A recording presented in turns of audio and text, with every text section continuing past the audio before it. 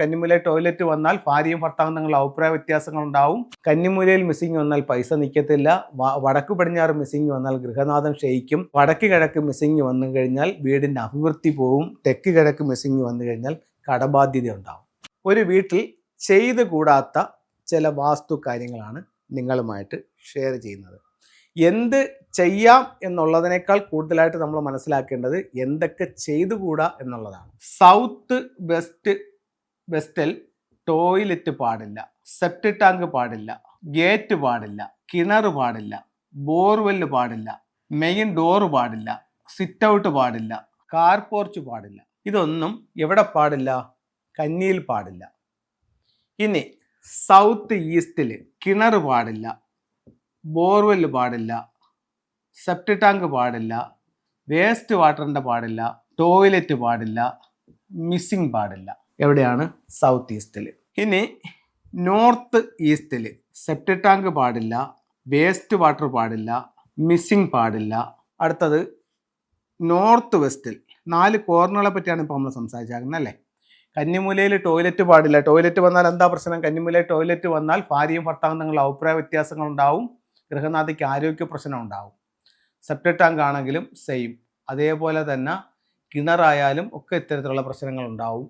അടുത്തത് സൗത്ത് ഈസ്റ്റിൽ ടോയ്ലറ്റ് വന്നു കഴിഞ്ഞാൽ കടബാധ്യത, കിണർ, സെപ്റ്റിക് ടാങ്ക്, വേസ്റ്റ് വാട്ടറിൻ്റെ കുഴിയൊക്കെ വന്നു കഴിഞ്ഞാൽ സ്ത്രീകൾക്ക് ആരോഗ്യ സംബന്ധമായിട്ടുള്ള പ്രശ്നങ്ങൾ. മൂത്ത മകളെ അത് കാര്യമായ രീതിയിൽ ബാധിക്കും. അദ്ദേഹത്തിൻ്റെ പ്രോസ്പെരിറ്റി അത് ബാധിക്കും. അത് കഴിഞ്ഞിട്ട് നോർത്ത് ഈസ്റ്റ് ഭാഗത്താണെങ്കിലോ കുട്ടികളുടെ വിദ്യാഭ്യാസത്തെ ബാധിക്കും. എന്ത് കാര്യത്തിന് ഇറങ്ങിപ്പോയാലും തടസ്സങ്ങൾ നേരിടേണ്ടി വരും. വടക്ക് പടിഞ്ഞാറ് ഭാഗത്ത് എന്ത് പാടില്ല? ബോർവെല്ല് പാടില്ല, കിണർ പാടില്ല, മിസ്സിങ്ങും പാടില്ല. മിസ്സിങ് വന്നാൽ എന്ത് പറ്റും? ഗൃഹനാഥനെ ബാധിക്കും. അപ്പം ഈ 4 ദിക്കുകൾ വളരെ വളരെ ശ്രദ്ധിച്ച് കൈകാര്യം ചെയ്യേണ്ട ദിക്കുകളാണ്. ഈ 4 മൂലകളിലും മിസ്സിങ്ങും പാടില്ല. കന്നിമൂലയിൽ മിസ്സിങ് വന്നാൽ പൈസ നിൽക്കത്തില്ല. വടക്ക് പടിഞ്ഞാറ് മിസ്സിങ് വന്നാൽ ഗൃഹനാഥം ക്ഷയിക്കും. വടക്ക് കിഴക്ക് മിസ്സിങ് വന്നു കഴിഞ്ഞാൽ വീടിൻ്റെ അഭിവൃദ്ധി പോവും. തെക്ക് കിഴക്ക് മിസ്സിങ് വന്നു കഴിഞ്ഞാൽ കടബാധ്യത ഉണ്ടാവും. അപ്പം ഇത്രയും കാര്യങ്ങൾ വീടുകളിൽ ഒരു കാരണവശാലും പാടില്ല. അടുത്തത് നമുക്ക് ഫെങ്ഷുയുടെ ചില ടൂളുകൾ നോക്കാം. ഏറ്റവും പവർഫുൾ ആയിട്ടുള്ള ടൂൾ ഏതാ ഫെങ്ഷുയിലെന്ന് ചോദിച്ചു കഴിഞ്ഞാൽ ഒരു ട്രാവലിംഗ് ബുദ്ധി വയ്ക്കും. എവിടെ വയ്ക്കാമെന്ന് ചോദിച്ചു കഴിഞ്ഞാൽ പ്രധാന ഡോറിൽ നിന്നും ഉള്ളിലോട്ട് നോക്കുമ്പോൾ കാണുന്ന രീതിയിൽ, അല്ലെങ്കിൽ മെയിൻ ഡോറിൽ നിന്നും ഉള്ളിലേക്ക് നോക്കുന്ന രീതിയിൽ വയ്ക്കാം. 2 ഒരു മുക്കാലി തവളയും ഒരു ഫ്രോഗിനെയും കൂടെ പ്രധാന വാതിലിൽ നിന്നും വീടിനുള്ളിലേക്ക് കടക്കുന്ന രീതിയിൽ വയ്ക്കാം. ധനകാര്യ സ്ഥാപനങ്ങളിൽ അല്ലെങ്കിൽ വ്യാപാര സ്ഥാപനങ്ങളിൽ ഒരു എൻട്രൻസിലേക്ക് നോക്കി ഒരു ക്യാറ്റിനെ വയ്ക്കാം.